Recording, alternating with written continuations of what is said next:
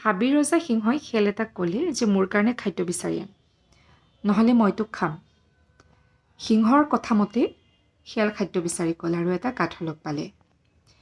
গাধটোক শিয়ালে ক'লে যে আমাৰ ৰজাই হেনো তোক ৰজা পাতিব, গতিকে তই লৰালৰিকৈ ৰজাৰ ওচৰলৈকে যা। গাধটোৰ গ'ল সিংহৰ ওচৰলৈকে।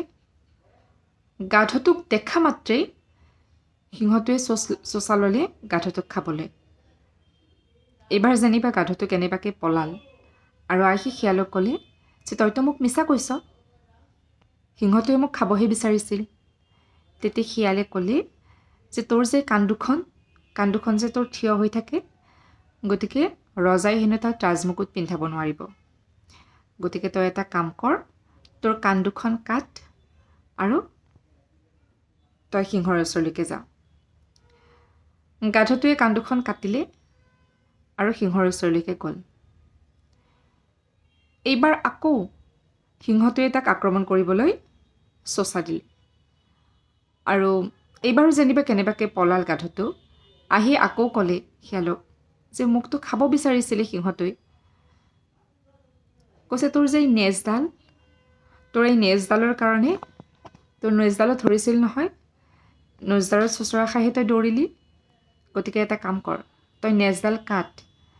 নেজডাল নাকাটিলে তই ৰাজসিংহাসনত ভালদৰে বহিব নোৱাৰিবি। তেতিয়া গাধটোৱে আকৌ নেজডাল কাটিলে আৰু সিংহৰ ওচৰলৈকে গ'ল। এইবাৰ আৰু বেচেৰা গাধটো ঘূৰি আহিব নোৱাৰিলে। সিংহটোৱে তাৰ প্ৰাণ ল'লে।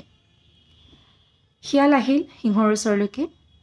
তেতিয়া সিংহটোৱে শিয়ালক ক'লে যে তই এটা কাম কৰ, এই গাধটোক ভালদৰে ছাল চামৰা এৰুৱাই মোৰ কাৰণে তাৰ ভাল মঙহখিনি লৈ আন, তাৰ মগজু, তাৰ কলিজা এইবোৰ মোৰ কাৰণে লৈ আনিবি। শিয়ালটোৱে লৈ গ'ল তাৰ দেহটো আৰু গাধটোৰ যিখিনি মগজুখিনি শিয়ালে নিজে খালে আৰু বাকী ভাল ভাল মঙহখিনি সি সিংহৰ কাৰণে লৈ আনিলে।